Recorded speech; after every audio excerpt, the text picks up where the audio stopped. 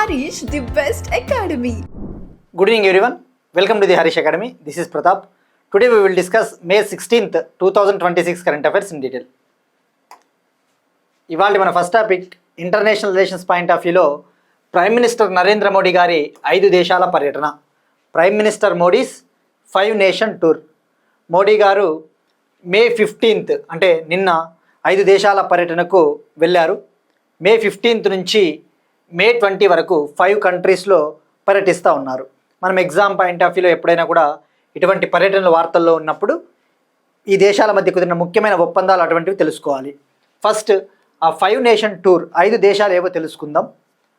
First United Arab Emirates UAE కంట్రీని పర్యటించారు. UAE కంట్రీలో పర్యటించారు. యుఏఈ తర్వాత నెదర్లాండ్స్కి వెళ్ళారు. ఇక నెదర్లాండ్స్ తర్వాత స్వీడన్, నార్వే, ఫైనల్గా ఇటలీ కంట్రీని విజిట్ చేస్తారు. సో మరి ఈ 5 నేషన్ టూర్లో భాగంగా ఫస్ట్ యుఏఈకి వెళ్ళారు కాబట్టి ఇండియాకి యునైటెడ్ అరబ్ ఎమిరేట్స్ కంట్రీకి మధ్య కుదిరిన ముఖ్యమైన ఒప్పందాలు తెలుసుకుందాం. ఫస్ట్ మనకి యుఏఈ అంటేనే గుర్తు రావాల్సింది, ఇది ఒక గల్ఫ్ కంట్రీ.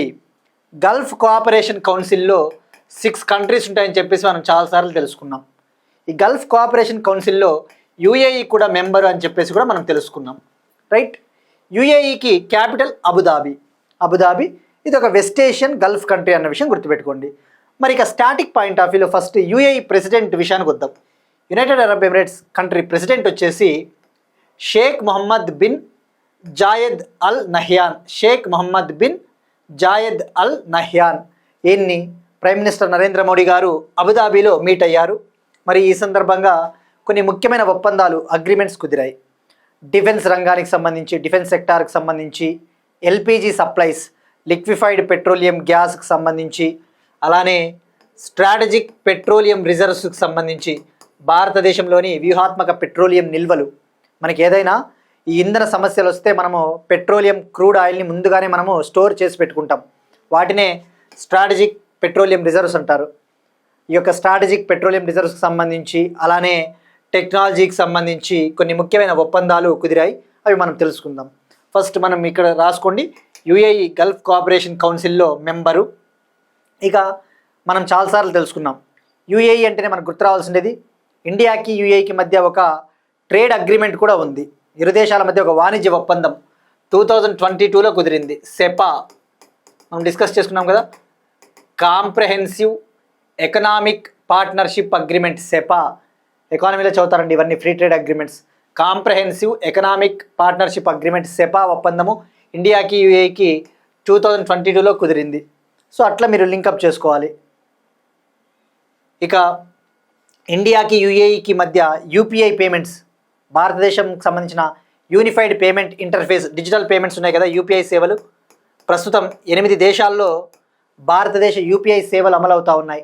అందులో యుఏఈ కూడా ఒకటి. యుఏఈలో ఇండియాకు సంబంధించిన యూపీఐ సేవలు అక్కడ అమలు చేస్తూ ఉన్నారు. అట్లా ఇవన్నీ కూడా ఒకసారి బ్యాక్గ్రౌండ్ అండి. సో మరి ఇక ఇండియాకి యుఏఈకి మధ్య కుదిరిన ముఖ్యమైన ఒప్పందాల విషయానికి వస్తే, ఇందాక చెప్పినట్టు డిఫెన్స్కి సంబంధించి, ఇంధన రంగానికి సంబంధించి, ఎల్పిజి సప్లైస్కి సంబంధించి. మరి ఇరు దేశాలు కూడా ఒక రక్షణ రంగ ఫ్రేమ్వర్క్ ఒప్పందాన్ని లాంచ్ చేశాయి. స్ట్రాటజిక్ డిఫెన్స్ కోఆపరేషన్ ఫ్రేమ్వర్క్ అంటే వ్యూహాత్మక రక్షణ రంగ సహకార ఫ్రేమ్వర్క్ ఒప్పందము. ఇక మరి యుఏఈ ఏం నిర్ణయం తీసుకునింది అంటే, భారతదేశంలో మౌలిక రంగ వసతుల కోసం $5 బిలియన్ ఇన్వెస్ట్ చేస్తామని చెప్పేసి యుఏఈ ప్రకటించింది. ఇండియాలో ఇన్ఫ్రాస్ట్రక్చర్ని డెవలప్ చేయడం కోసం $5 బిలియన్ ఇన్వెస్ట్ చేస్తామని చెప్పేసి యుఏఈ అనౌన్స్ చేసింది. మరి ఇక ముఖ్యమైన కొన్ని ఒప్పందాల విషయానికి వస్తే, గుజరాత్లోని వడినార్ వద్ద షిప్ రిపేర్ క్లస్టర్ని ఏర్పాటు చేయడానికి యుఏఈ తన సహకారాన్ని అందించనుంది. గుజరాత్లోని వడినార్ వద్ద ఒక నౌకా మరమ్మతు కేంద్రాన్ని ఏర్పాటు చేయడానికి యుఏఈ సహకారం అందించబోతా ఉంది. గుజరాత్లోని వడినార్ వద్ద షిప్ రిపేర్ క్లస్టర్ని సెటప్ చేయడానికి యుఏఈ సపోర్ట్ ఇవ్వబోతా ఉంది. ఈ పాయింట్ రాసుకోండి, చాలా ఇంపార్టెంట్ పాయింట్. ఇక మరొకటి మోస్ట్ ఇంపార్టెంట్, ఇండియాలో ఒక ఎక్సాఫ్లాప్ సూపర్ కంప్యూటర్ క్లస్టర్ని ఏర్పాటు చేయడానికి యుఏఈ తన సహకారాన్ని అందిస్తూ ఉంది. ఇండియాలో 8 ఎక్సాఫ్లాప్ సూపర్ కంప్యూటర్ క్లస్టర్ని ఏర్పాటు చేయడానికి యుఏఈ సపోర్ట్ ఇవ్వబోతా ఉంది. దీనికి సంబంధించి ఇండియాకు చెందిన సీడాక్ సంస్థ మరియు యుఏఈకి చెందిన G42 అనే ఒక కంపెనీ మధ్య అగ్రిమెంట్ కుదిరింది. ఇక్కడ సూపర్ కంప్యూటర్స్ మనం చాలాసార్లు డిస్కస్ చేసుకున్నాం కదండి. సూపర్ కంప్యూటర్స్ యొక్క పర్ఫార్మెన్స్ని ఫ్లాప్లలో కొలుస్తారు. ఫ్లాప్స్ ఇవన్నీ కూడా ఎస్ఎన్టీలో వెళ్ళిపోతాయండి. మీకు ఫ్లాప్స్. సీడాక్ అంటే ఏంటి? Centre for development of advanced computing. దీని హెడ్ క్వార్టర్స్ పూణే, మహారాష్ట్ర. మరి దీని ముఖ్య ఉద్దేశం ఏంటి? భారతదేశంలో సూపర్ కంప్యూటర్స్ని డెవలప్ చేసే బాధ్యత సీడాక్ది. సో ఇది అండి మెయిన్ అగ్రిమెంట్స్ ఇండియాకి యుఏఈకి మధ్య కుదిరిన ముఖ్యమైన ఒప్పందాలు. ఇక యుఏఈ పర్యటన అయిపోయిన తర్వాత నెదర్లాండ్స్ ఈ దేశాలకు సంబంధించి మనకి ఏమైనా ఒప్పందాలు కుదిరితే మనము కమింగ్ క్లాసెస్లో డిస్కస్ చేసుకుందాం. నెక్స్ట్ వన్ పాలిటిక్స్ సంబంధించి ఒక ఇంపార్టెంట్ టాపిక్ అండి.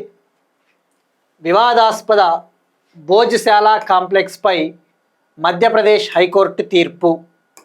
వివాదాస్పద భోజ్శాల కాంప్లెక్స్పై మధ్యప్రదేశ్ హైకోర్టు తీర్పునిచ్చింది. ఒక డిస్ప్యూటెడ్ భోజ్శాల కాంప్లెక్స్కి సంబంధించి మధ్యప్రదేశ్ హైకోర్టు ఒక వర్డిక్ట్ ఇచ్చింది. డిస్ప్యూటెడ్ అంటే తెలుగులో వివాదాస్పదము. మరి ఫస్ట్ మనం భోజ్శాల కాంప్లెక్స్ ఏంటో తెలుసుకోవాలి. భోజ్శాల పేరులో ఏముందండి? భోజ్ అంటేనే మీకు హిస్టరీ గుర్తు రావాలా, మిడివల్ హిస్టరీ. కింగ్ భోజ మహారాజు ఏ డైనాస్టీకి చెందిన వ్యక్తి? పరమారా రాజవంశానికి చెందిన వ్యక్తి కదా. మరి ఇక్కడ యాక్చువల్లీ మధ్యప్రదేశ్లోని దార్ డిస్టిక్లో భోజ్శాల అనే ఒక కాంప్లెక్స్ ఉంది. అంటే ఒక కైండ్ ఆఫ్ పురావస్తు శాఖ ప్రదేశము, ఒక టెంపుల్ లాంటిది అనమాట. అయితే ఆ ప్రాంతం పైన ఒక వివాదం అనేది ఉంది, ఒక డిస్ప్యూట్ ఉంది. భోజ్శాల కమల్ మౌలా కాంప్లెక్స్ను సరస్వతి దేవత ఆలయంగా ఇప్పుడు మధ్యప్రదేశ్ హైకోర్టు ప్రకటించింది. భోజ్శాల కమల్ మౌలా కాంప్లెక్స్ను గాడెస్ సరస్వతి టెంపుల్గా మధ్యప్రదేశ్ హైకోర్టు వర్డిక్ట్ ఇచ్చింది. మరి ఏంటి అసలు? ఇందాక చెప్పినట్టు ఫస్ట్ ఈ భోజ్శాల కాంప్లెక్స్ అనేది 1034 ADలో 1034 ADలో పరమారా రాజవంశానికి చెందిన భోజా కింగ్ ఈ యొక్క ప్రదేశాన్ని నిర్మించాడు. ఆర్కియలాజికల్ సర్వే ఆఫ్ ఇండియా ప్రకారం భారత పురావస్తు శాఖ ప్రకారము ఈ యొక్క భోజ్శాల కాంప్లెక్స్ ఏదైతే ఉందో ఇమేజ్లో చూస్తున్నట్టు అదంతా కూడా ఒకప్పుడు టెంపుల్, సరస్వతీదేవి టెంపుల్. అయితే కాలక్రమేణా అక్కడ ఒక మాస్క్ను కూడా బిల్డ్ చేశారు, నిర్మించారు అని చెప్పేసి. మరి అయితే ఆ ప్రదేశంలో ఎప్పటి నుంచో ముస్లిమ్స్ ఎవ్రీ ఫ్రైడే నమాజ్ చేసుకుంటా ఉన్నారు. హిందువులు కూడా అక్కడ పూజలు చేసుకుంటా ఉన్నారు. ఇప్పుడు ఫర్ ఎగ్జాంపుల్ మనకి అయోధ్య బాబ్రీ మసీద్ వివాదం లాంటిది, అయోధ్య బాబ్రీ మసీద్ అటువంటి ఉంటాయి కదా కొన్ని కాన్ఫ్లిక్ట్ ప్రదేశాలు. మరి ఆర్కియలాజికల్ సర్వే ఆఫ్ ఇండియా 2003లో ఒక ఆర్డర్ జారీ చేసింది. ఏమని? ఈ యొక్క ఒక అగ్రిమెంట్ ద్వారా ఈ ప్రదేశంలో హిందువులు ముస్లింలు ఆ యొక్క ప్రదేశాన్ని వర్షిప్ చేసుకోవచ్చు. ఎవ్రీ ఫ్రైడే ప్రతి శుక్రవారము ముస్లింలు అక్కడ నమాజ్ చేసుకోవచ్చు. ఎవ్రీ ట్యూస్డే ప్రతి మంగళవారం హిందువులు అక్కడ పూజలు చేసుకోవచ్చు అని చెప్పేసి. అయితే ఇప్పుడు మధ్యప్రదేశ్ హైకోర్టు ఏమని తీర్పునిచ్చింది? ఆర్కియలాజికల్ ఎవిడెన్సెస్ ప్రకారము, పురావస్తు శాఖ ఆధారాల ప్రకారము గాడెస్ సరస్వతి టెంపుల్, సరస్వతీమాత దేవాలయం ఇది. ఇక అక్కడ మీరు ముస్లింలు ఎవరైతే ఉంటారో మీరు వేరొక ప్రదేశం చూసుకోండి నమాజులు చేసుకోవడానికి అని చెప్పేసి తీర్పునిచ్చింది. So exam point of view, మీకు history point of view Bhojshala. వీళ్ళు ఇక్కడ ముస్లిమ్స్ కమల్ మౌలా అనే ఒక మాస్క్ ఉంది అక్కడ, కమల్ మౌలా అనే మసీదు. మరి ఇక్కడ ఈ ప్రదేశానికి ఇంకొక ప్రాముఖ్యత కూడా ఉంది. ఏంటంటే ఆ భోజ్శాల కాంప్లెక్స్ అనేది ఆర్కియలాజికల్ సర్వే ఆఫ్ ఇండియాకి సంబంధించిన ఒక ప్రొటెక్టెడ్ సైట్. అంటే ఆర్కియలాజికల్ సర్వే ఆఫ్ ఇండియా ఏం చేస్తుంది? భారతదేశంలో కొన్ని ముఖ్యమైన పురావస్తు ప్రదేశాలని రక్షిస్తుంది. వాటికి ఎటువంటి డ్యామేజ్ కలగకోకుండా వాటి కోసం ఒక చట్టం కూడా ఉంది. ఆ యొక్క ఏఎస్ఐ చట్టం కింద ఇది ఒక రక్షిత ప్రాంతము, ప్రొటెక్టెడ్ సైట్. మరి అది ఏ చట్టమో ఒకసారి తెలుసుకోవాలి. ప్రాచీన స్మారక చిహ్నాలు మరియు పురావస్తు ప్రదేశాలు మరియు అవశేషాల చట్టం 1958. ఏఎస్ఐ ఆర్కియలాజికల్ సర్వే ఆఫ్ ఇండియాకి చెందిన act. Ancient monuments and archaeological sites and remains act 1958. ఈ చట్టం కింద అది భాగము. సో ఇందాక చెప్పిందంతా కూడా ఇంగ్లీష్లో ఇక్కడ ఇవ్వడం జరిగిందండి. మరి ఆ తీర్పుని ఎవరిచ్చారు అంటే డివిజనల్ బెంచ్ 2 సభ్యుల ధర్మాసనం జస్టిస్ విజయ్ కుమార్ శుక్లా గారు మరియు ఆశిష్ హిందోచా గారితో కూడిన ధర్మాసనం. ఇక్కడ మీరు మెయిన్గా ఫోకస్ చేయాల్సింది ఏంటంటే ఈ యొక్క భోజశాల కాంప్లెక్స్ని ఎవరు నిర్మించారు అంటే కింగ్ భోజ 1034 సంవత్సరం 1034 AD పరమారా డైనాసిటీ వీళ్ళ సెంట్రల్ ఇండియా మాల్వా ప్రాంతాన్ని పరిపాలించిన రాజవంశం. సో ఇది అండి. మరి ఇక ఆర్కియలాజికల్ సర్వే ఆఫ్ ఇండియా విషయానికి వస్తే ఒక 2 పాయింట్లు మాట్లాడుకోవాలి, ఎందుకంటే ఇది హిస్టరీ కల్చర్ పాయింట్ ఆఫ్ వ్యూలో చాలా important. Archaeological survey of India అంటే ఏంటి? భారత పురావస్తు శాఖ కదా. ఎప్పుడు ఏర్పాటైంది? 1861లో. దీని హెడ్ క్వార్టర్స్ న్యూఢిల్లీ. ఏ మంత్రిత్వ శాఖ కింద ఉంటుంది? కల్చర్ మినిస్ట్రీ, సాంస్కృతిక మంత్రిత్వ శాఖ. అంటే ఏఎస్ఐ బ్రిటిష్ కాలంలోనే ఏర్పాటైంది. మరి ఏఎస్ఐకి ఫస్ట్ డైరెక్టర్ జనరల్, మొదటి డైరెక్టర్ జనరల్ వచ్చేసి ఒక బ్రిటిష్ వ్యక్తి, అతని పేరే Alexander Cunningham, first director general of ASI. ఇట్లాంటివి యూపీఎస్సి ఏ ఎగ్జామ్లోనైనా డైరెక్ట్గా అడుగుతాడండి. ఆర్ట్ అండ్ కల్చర్ ఉంటుంది కదా, గ్రూప్స్ తీసుకుంటే కల్చర్ హిస్టరీలో ఇది అడుగుతాడు ఇట్లాంటివి. నెక్స్ట్ వన్ పాలిటిక్స్ సంబంధించి ఒక ఇంపార్టెంట్ టాపిక్. 16 రాష్ట్రాలు 3 కేంద్రపాలిత ప్రాంతాలలో మే 30 నుంచి ఎస్ఐఆర్ 3వ దశ.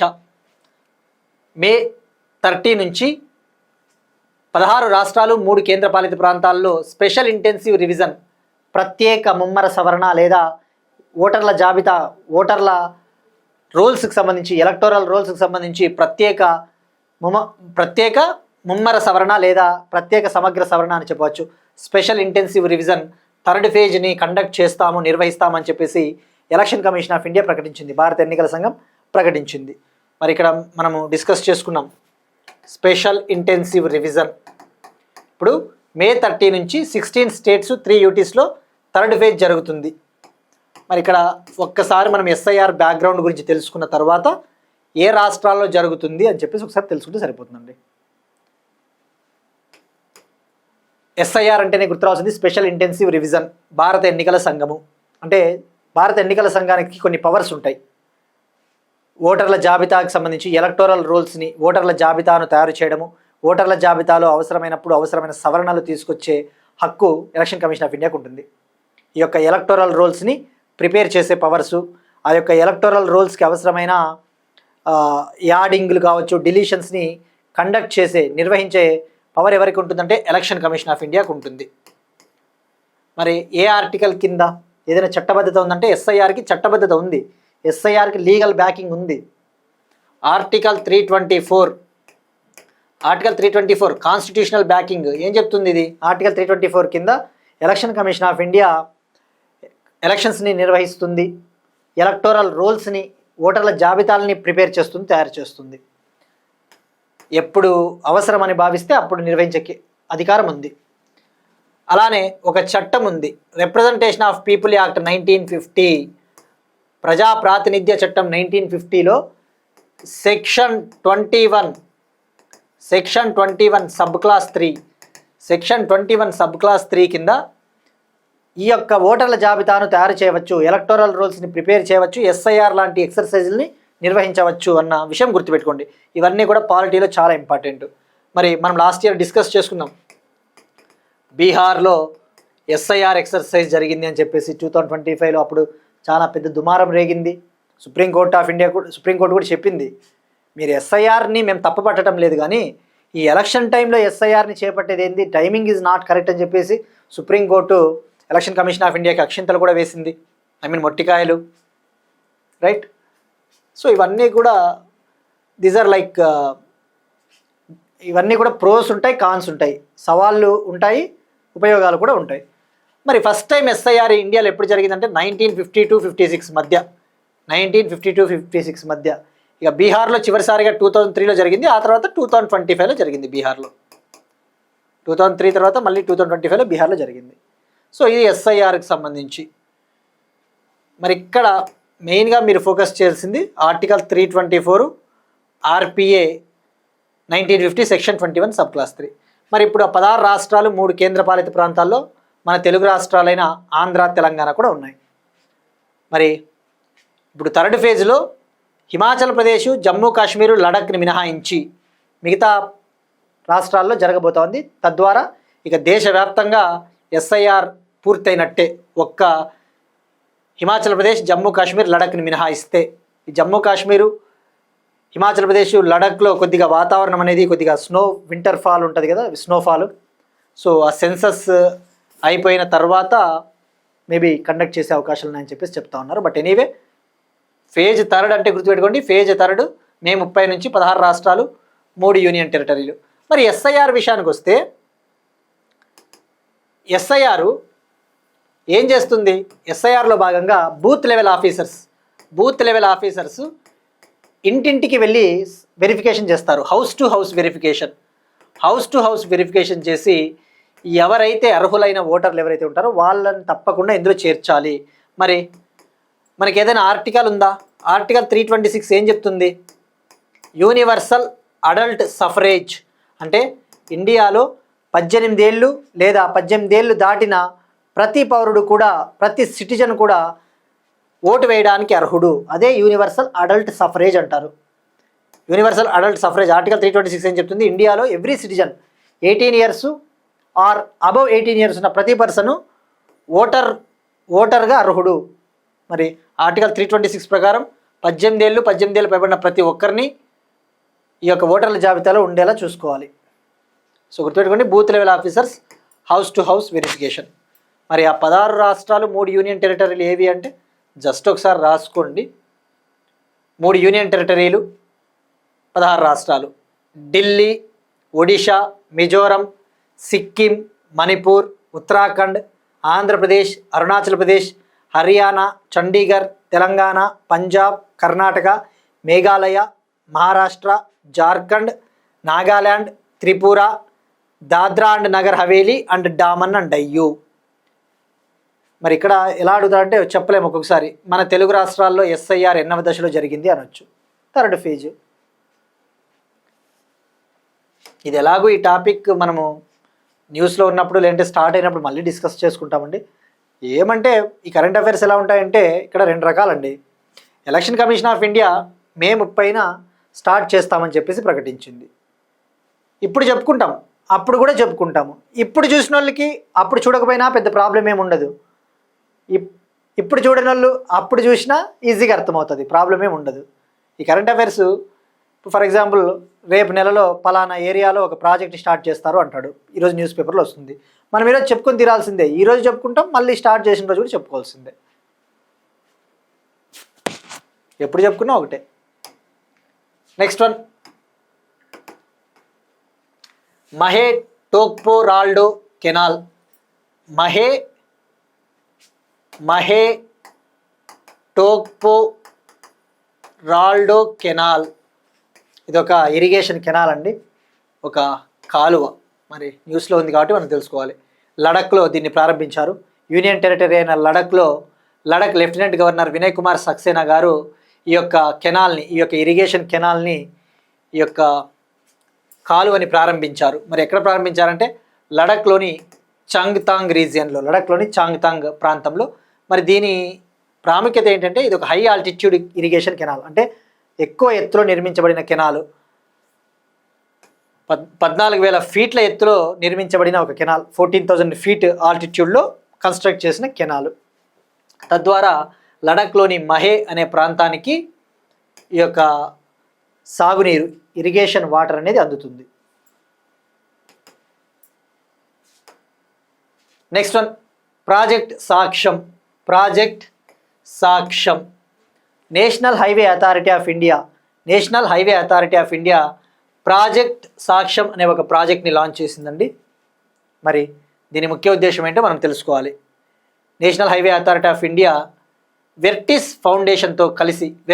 అనే ఒక ఫౌండేషన్తో కలిసి ప్రాజెక్ట్ సాక్ష్యంని లాంచ్ చేసింది, ప్రారంభించింది. దీని ముఖ్య ఉద్దేశము గ్రామీణ ప్రాంతాల్లోని మహిళలకు అవసరమైన నైపుణ్య శిక్షణ, అవసరమైన ట్రైనింగ్ ఇవ్వాలి, వాళ్లకు జీవనోపాధి కల్పించాలి. అలానే గ్రామీణ ప్రాంతాల్లోని యువతకు ఉపాధి అవకాశాలు కల్పించాలన్న ఉద్దేశంతో దీన్ని లాంచ్ చేయడం జరిగింది. దీని మెయిన్ ఆబ్జెక్టివ్ రూరల్ ఏరియాస్లోని ఉమెన్కు ఎకనామిక్ ఆపర్చునిటీసు, ఎంప్లాయ్మెంట్ ఆపర్చునిటీసు, వాళ్ళకి స్కిల్ ట్రైనింగ్, అలానే రూరల్ యూత్కి ఒక ట్రైనింగ్ ఇవ్వాలి, వాళ్ళకి ఎంప్లాయ్మెంట్ ఆపర్చునిటీస్ కల్పించాలని చెప్పేసి ఈ ప్రాజెక్ట్ని లాంచ్ చేయడం జరిగింది. మరి ఇందులో భాగంగా ఏం చేస్తారు అంటే మహిళలకి, ముఖ్యంగా మెయిన్గా మహిళలపైన ఫోకస్ చేస్తుంది. ఉమెన్కి కొన్ని ఏరియాస్లో ట్రైనింగ్ ఇస్తారు. For example electrician work, plumbing work కావచ్చు, నర్సింగ్, టైలరింగ్, కొన్ని వర్క్స్లలో ట్రైనింగ్ ఇస్తారు. తద్వారా వాళ్ళకి ఉపాధి అనేది లభిస్తుంది అన్నమాట. సో ఇక్కడ గుర్తుపెట్టుకోవాల్సింది ఏ సంస్థ సహకారంతో అంటే వర్టిస్ ఫౌండేషన్. మరి ఇందులో భాగంగా ఈ ప్రాజెక్ట్ సాక్ష్యంలో భాగంగా దేశవ్యాప్తంగా 12 ట్రైనింగ్ సెంటర్స్ని National highway authority of India ఏర్పాటు చేసింది. ఇప్పటికే 6,000 యూత్కి పైగా ట్రైనింగ్ ఇవ్వడం జరిగింది. ఇందులో 4,000కి పైగా లబ్ధిదారులకి వివిధ రంగాల్లో జాబులు వచ్చాయి. 4,000కి పైగా బెనిఫిషరీస్కి జాబ్స్ వచ్చాయి. ఈ యొక్క ప్రాజెక్టులో భాగంగా మొత్తం లబ్ధిదారుల్లో 80%కు పైగా మహిళలే లబ్ధిదారులుగా ఉన్నారు. ఈ యొక్క టోటల్ బెనిఫిషరీస్లో 80%కి పైగా beneficiaries women. So national highway authority of India project సాక్ష్యం. నెక్స్ట్ వన్ ఎకానమీకి సంబంధించి ఒక ఇంపార్టెంట్ టాపిక్ అండి. టోకు ద్రవ్యోల్బణం, హోల్సేల్ ప్రైజ్ ఇన్ఫ్లేషన్ న్యూస్లో ఉంది. Wholesale price inflation or wholesale price index WPI, టోకు ద్రవ్యోల్బణ సూచిక. ఏప్రిల్ 2026లో 8.3%కి పెరిగిన టోకు ద్రవ్యోల్బణం ఏప్రిల్ 2026లో హోల్సేల్ ప్రైజ్ ఇన్ఫ్లేషన్ 8.3%కి ఇంక్రీజ్ అయింది. ఇది లాస్ట్ 3.5 ఇయర్స్లో ఇదే హైయెస్ట్. గత 3.5 ఏళ్లలో ఇదే అత్యధికమని చెప్పవచ్చు ఈ స్థాయిలో పెరగడము. మరి మెయిన్ రీజన్స్ ఏంటివి మనం చూస్తూనే ఉన్నాం. వెస్ట్ ఏషియా క్రైసిస్, పశ్చిమాసియా సంక్షోభం, పెట్రోల్ డీజిల్ ధరలు కూడా పెరిగాయి. 3 రూపాయలేమో లీటర్కి ధరలు పెరుగుతూ ఉన్నాయి. సో ఈ కాంటెక్స్ట్లో హోల్సేల్ ప్రైస్ కూడా పెరుగుతూ ఉంది. సో మరి ఇక్కడ మనం ఫోకస్ చేయాల్సింది హోల్సేల్ ప్రైస్ ఇండెక్స్ గురించి తెలుసుకోవాలి. ఏంటి మనం ఇటీవల కన్జ్యూమర్ ప్రైస్ ఇండెక్స్, వినియోగదారుల ధరల సూచిక, రీటైల్ ద్రవ్యోల్బణం గురించి తెలుసుకున్నాం, రీటైల్ ఇన్ఫ్లేషన్ గురించి. మరి ఇక్కడ wholesale price index or wholesale price inflation అంటే ఈ యొక్క హోల్సేల్ లెవెల్లో ధరల పెరుగుదలని ఎప్పటికప్పుడు ట్రాక్ చేసే ఒక ఇండెక్స్. ఇప్పుడు హోల్సేల్గా పోయి మనం ఏదైనా వస్తువులు కొంటూ ఉంటాం, పెండెంట్లకు కానీ ఏదైనా ఫంక్షన్లు ఉన్నప్పుడు హోల్సేల్గా కొంటాం మనము. అప్పుడు అక్కడ ప్రైస్ లెవెల్ ఎలా ఉంది, ధరల స్థాయి ఎలా ఉందో ఎప్పటికప్పుడు ట్రాక్ చేయడానికి హోల్సేల్ ప్రైస్ ఇండెక్స్ని రిలీజ్ చేస్తారు. ఎవ్రీ మంత్ డేటా వస్తుంది. ఇది ఎకానమీలో చదువుతారండి మీరు. ఎకానమీలో consumer price index, wholesale price index, core inflation మనం డిస్కస్ చేసుకున్నాం కదా, కోర్ ఇన్ఫ్లేషను, ఇలాంటివన్నీ కూడా ఎప్పుడైనా 1 by 1 డీటెయిల్గా తెలుసుకోవాలి. హోల్సేల్ ప్రైస్ ఇండెక్స్ని ప్రతి మంత్ రిలీజ్ చేస్తారు. ఎవరు రిలీజ్ చేస్తారు? Office of the economic advisor. Office of the economic advisor అనే ఆఫీసు. మరి ఇది ఏ మంత్రిత్వ శాఖ కింద ఉంటుంది అంటే ministry of commerce and industry, వాణిజ్యము మరియు పరిశ్రమల మంత్రిత్వ శాఖ కింద ఉంటుంది. మరి office of the economic advisor మంత్రిత్వ శాఖ వచ్చేసి కామర్స్ అండ్ ఇండస్ట్రీ. మరి ఏ డిపార్ట్మెంట్ కింద ఉంటుందంటే DPIIT విభాగము, department for the promotion of industry and internal trade. Department for the promotion of industry and internal trade. మరి ఇక్కడ WPI బేస్ ఇయర్ ఏంటి? బేస్ ఇయర్ వచ్చేసి 2011-12, 2011-12 బేస్ సంవత్సరం. అంటే ఏంటి బేస్ ఇయర్ అంటే ఏంటి? Reference year. ధరలు పెరిగాయా లేదా తెలుసుకోవాలంటే కంపేర్ చేసుకోవాలి కదా, పోల్చుకోవాలి కదా ఒక సంవత్సరంతో, అదే రెఫరెన్స్ ఇయర్.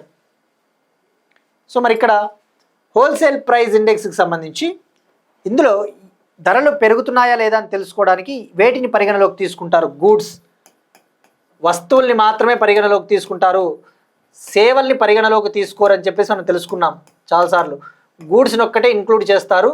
సర్వీస్ సెక్టార్లో ప్రైస్ లెవెల్ని ట్రాక్ చెయ్యదు, సేవా రంగాన్ని పరిగణలోకి తీసుకోదన్న విషయం గుర్తుపెట్టుకోండి.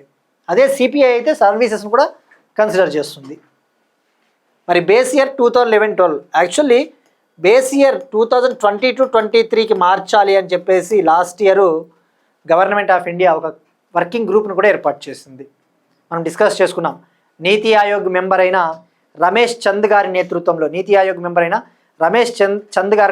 ఒక వర్కింగ్ గ్రూప్ని ఏర్పాటు చేశారు. ఆ వర్కింగ్ గ్రూపు 2022-23కి మార్చాలని చెప్పేసి చెప్తుంది. కానీ ఇంకా ప్రస్తుతానికైతే ఇంకా బేస్ ఇయర్ 2011-12 అన్న విషయం గుర్తుపెట్టుకోండి. మరి మీరు చూస్తే ఏప్రిల్ 2026లో హోల్సేల్ ప్రైస్ ఇండెక్స్ 8.3% పెరిగింది. మార్చ్ 2026లో మాత్రం అంటే మార్చ్ నెలలో 3.88% ఎంత పెరిగింది చూడండి. బికాజ్ దీనికి main reason west Asia crisis, పశ్చిమాసియా సంక్షోభం. మరి ఇందులో ఇంకా ఏముంటాయి? వెయిటేజ్ ఉంటుందండి, అది కూడా మీరు తెలుసుకోవాలి. ఈ హోల్సేల్ ప్రైస్ ఇండెక్స్ 697 ఐటమ్స్ని కవర్ చేస్తుంది, 697 ఐటమ్స్ని కవర్ చేస్తుంది. మరి ఈ డబ్ల్యూపీఐని 3 కేటగిరీలుగా విభజిస్తారు.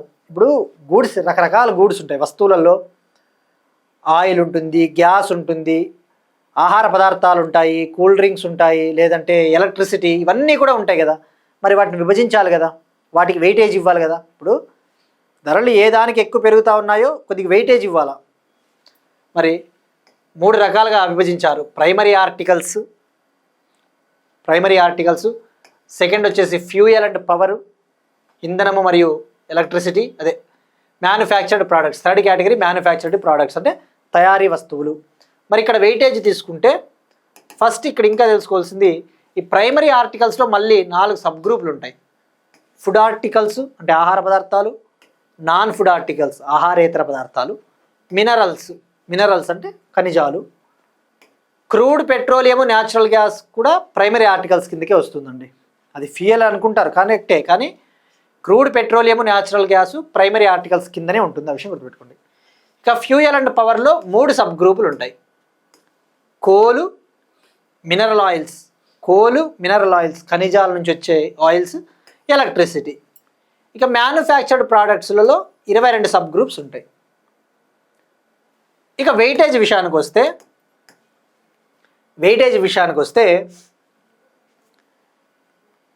అత్యధికంగా వెయిటేజ్ వచ్చేసి మ్యానుఫ్యాక్చర్డ్ ప్రోడక్ట్స్ 64.23%.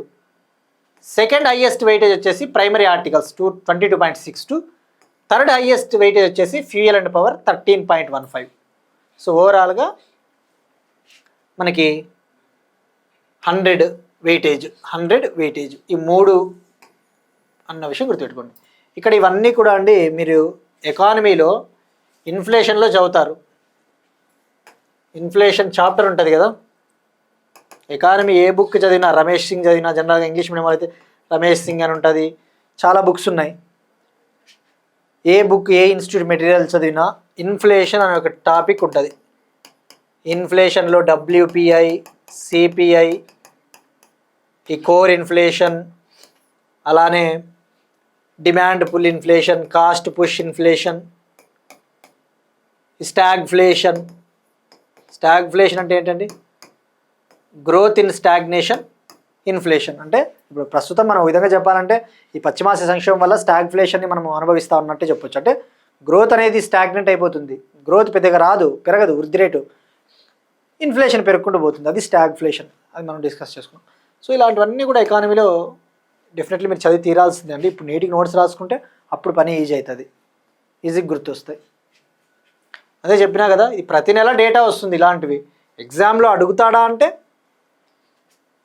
ట్రెండ్స్ ఐడియా ఉండాలి.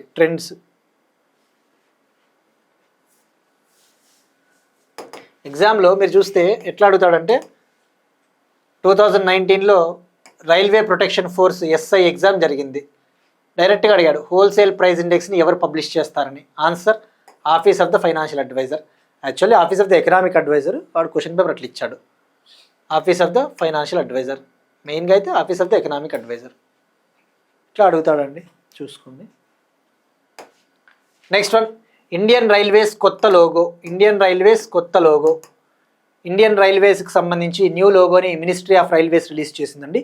18 స్టార్లతో, 18 స్టార్స్తో కూడిన ఈ లోగోని మీరు ఇక్కడ చూస్తే 18 స్టార్స్ ఉన్నాయి, 18 స్టార్లు. మరి ఎందుకు 18 స్టార్లు? మనం ఇటీవల డిస్కస్ చేసుకున్నాం. ఆంధ్రప్రదేశ్లోని విశాఖపట్నం హెడ్ క్వార్టర్స్గా సౌత్ కోస్ట్ రైల్వే జోన్ని కేంద్ర ప్రభుత్వం ఏర్పాటు చేసింది. సౌత్ కోస్ట్ రైల్వే జోన్ అనేది June 1, 2026 నుంచి పూర్తి స్థాయిలో ఆపరేషన్స్ని ప్రారంభించబోతోందని చెప్పేసి విశాఖపట్నం హెడ్ క్వార్టర్స్. సో 18వ railway zone south coast railway zone, దక్షిణ తీర రైల్వే జోన్. మరి సౌత్ కోస్ట్ రైల్వే జోన్ని ఏపీ రీఆర్గనైజేషన్ యాక్ట్ 2014 ఆంధ్రప్రదేశ్ పునర్విభజన చట్టం 2014లోనే హామీ ఇచ్చింది అప్పటి కేంద్ర ప్రభుత్వం. సో ఈ సౌత్ కోస్ట్ రైల్వే జోన్ ఏర్పాటు అనేది బైఫర్కేషన్ ప్రామిస్ అనే విషయం గుర్తుపెట్టుకోండి, పునర్విభజన హామీ అన్న విషయం గుర్తుపెట్టుకోండి. Head quarters Visakhapatnam. మరి ఇప్పుడు ఒక్కసారి మనము ఆ 18 రైల్వే జోన్స్ ఉంటాయండి, ఇవి జనరల్గా జాగ్రఫీలో చదువుతారండి. జాగ్రఫీలో మీరు ఒక టాపిక్ ఉంటుంది ట్రాన్స్పోర్ట్ ఇన్ఫ్రాస్ట్రక్చర్ అని చెప్పేసి, మీరు గ్రూప్ 2 చదివినా గ్రూప్ 1 చదివినా ట్రాన్స్పోర్ట్ ఇన్ఫ్రాస్ట్రక్చర్ అనే ఒక టాపిక్లో ports, railways, airports, waterways, ports, railways, roads ఇవన్నీ కూడా చదువుతారు. ఇందులో రైల్వేస్, జాగ్రఫీ, ట్రాన్స్పోర్ట్ ఇన్ఫ్రాస్ట్రక్చర్. మరి ఇక్కడ మీరు చూసుకుంటే ఆ 18 రైల్వే జోన్స్ ఇక్కడ 17 ఉన్నాయి. 18వది south coast railway Visakhapatnam.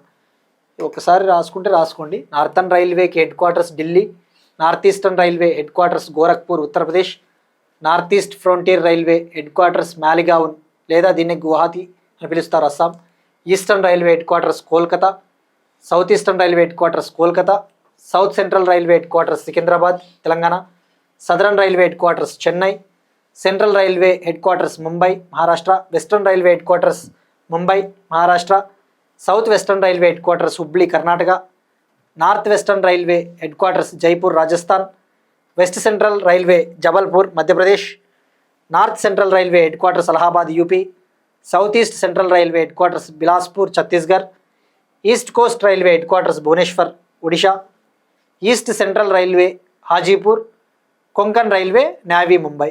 So ఇవన్నీ కూడా మీరు జాగ్రఫీలో చదువుతారండి. ఇవన్నీ ఇక రివిజన్స్ మీద ఆధారపడి ఉంటుంది.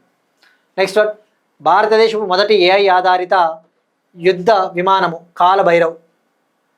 భారతదేశపు మొదటి కృత్రిమ మేధస్సు ఆర్టిఫిషియల్ ఇంటెలిజెన్స్ ఆధారిత యుద్ధ aircraft Kalabhairava. India's first AI powered combat aircraft Kalabhairava.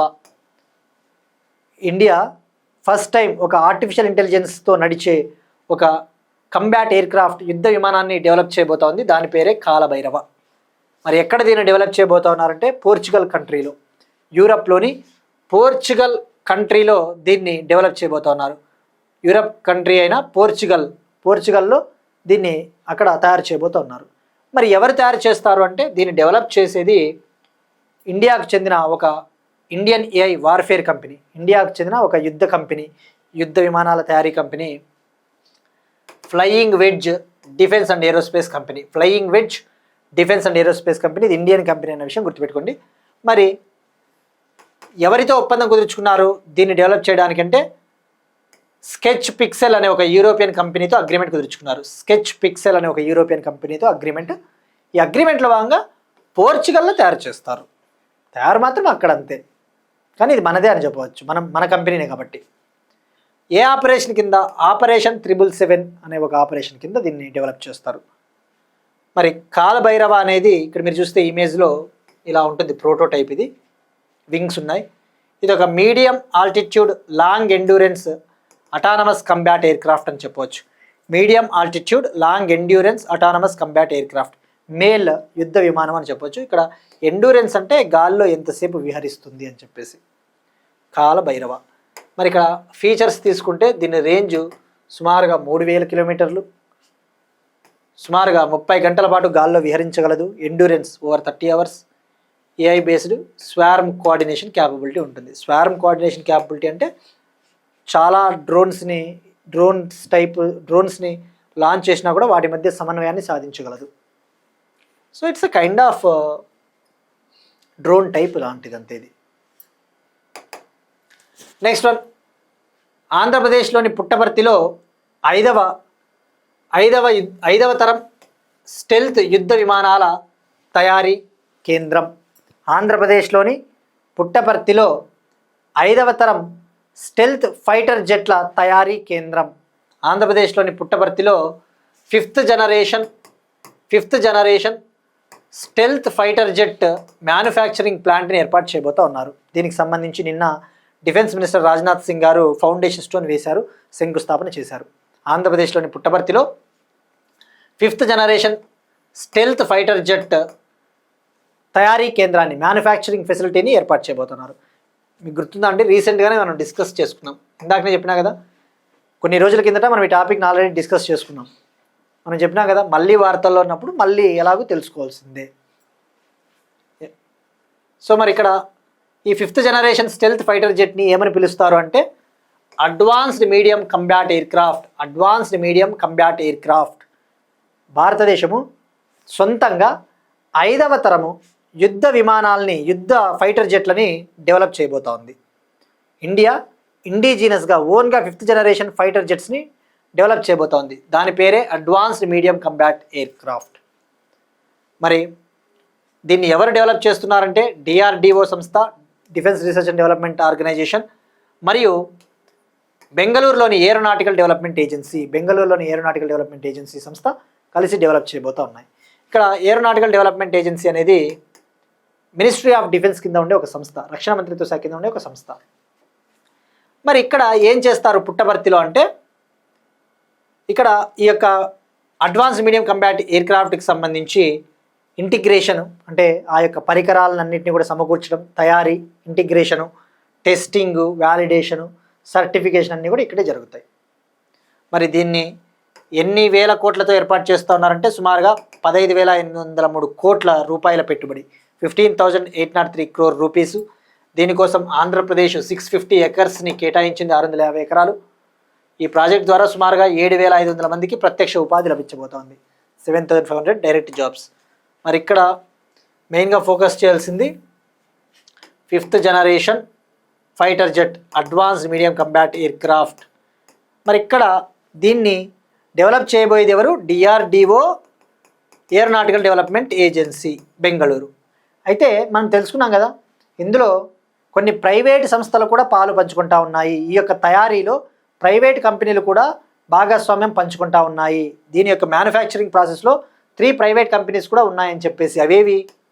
L&T సంస్థ మనం డిస్కస్ చేసుకున్నామండి క్లియర్గా, Tata advanced systems limited, Tata advanced systems limited, మరొకటి భారత్ ఫోర్జ్ అనే ఒక consortium company, Bharat forge, Kalyani గ్రూప్కి చెందిన భారత్ ఫోర్జ్ అనే సంస్థ.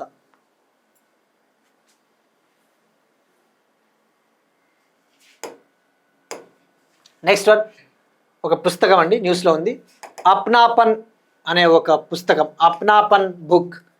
Union agricultural minister Shivraj Singh Chouhan గారు ఒక బుక్ని రచించారు, ఒక బుక్ని రాశారు. ఆ బుక్ పేరే అప్నాపన్. ఈ బుక్ని మే 26న మాజీ ఉపరాష్ట్రపతి, former vice president M Venkaiah Naidu garu launch చేయబోతూ ఉన్నారు. మరి ఈ బుక్ ఏంటిది అంటే శివరాజ్ సింగ్ చౌహాన్ గారు రాసిన పుస్తకం. ఈ బుక్లో ప్రధానమంత్రి నరేంద్ర మోడీ గారితో తనకున్న అనుభవాలని, తనకున్న అనుబంధాన్ని ఆ బుక్లో రాశారు.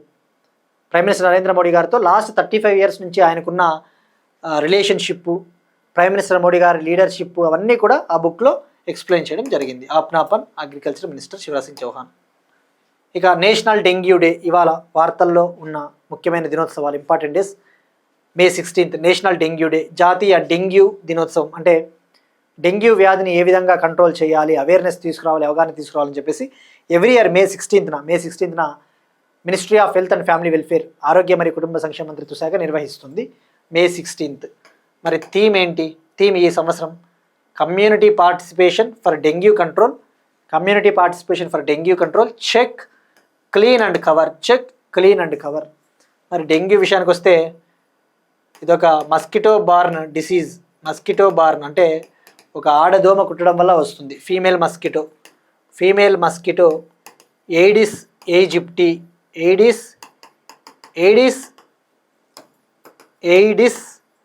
ఈజిప్టి అనే ఒక ఫీమేల్ మస్కిటో బైట్ కుట్టడం వల్ల వస్తుంది dengue. National dengue day May 16th. Next one again వార్తల్లో ముఖ్యమైన దినోత్సవాలు, సిక్కిం రాష్ట్ర అవతరణ దినోత్సవం.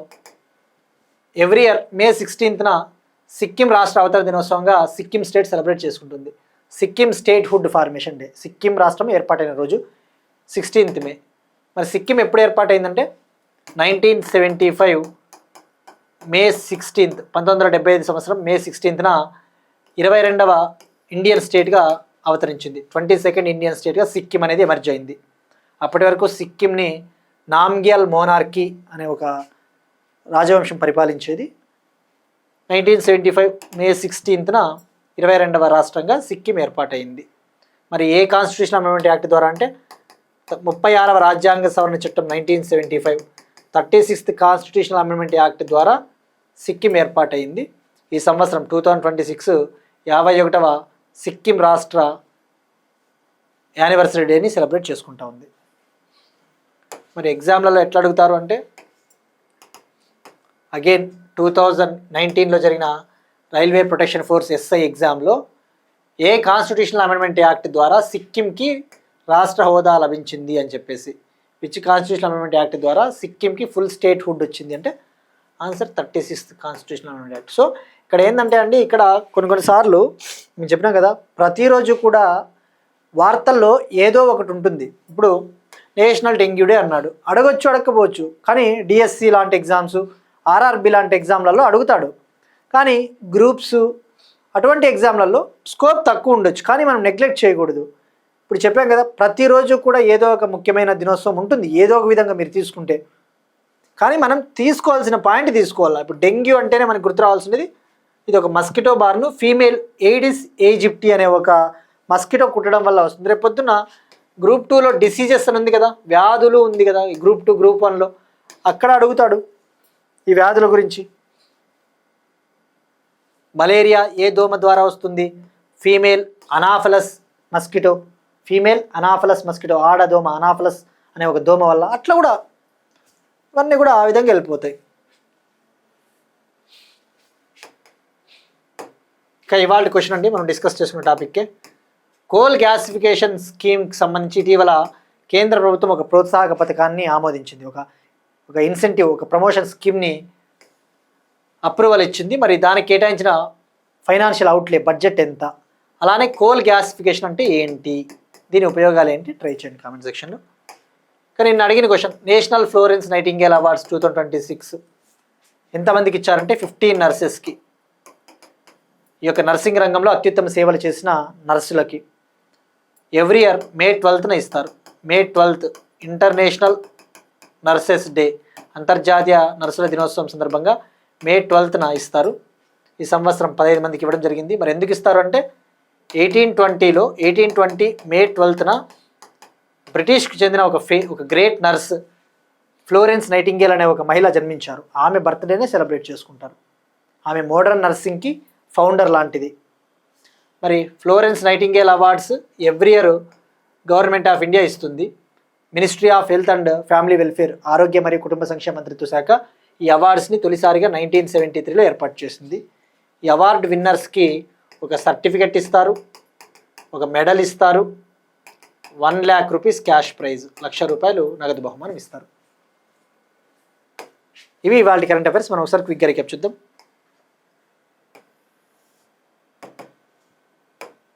ప్రైమ్ మినిస్టర్ నరేంద్ర మోడీ గారి 5 దేశాల పర్యటన,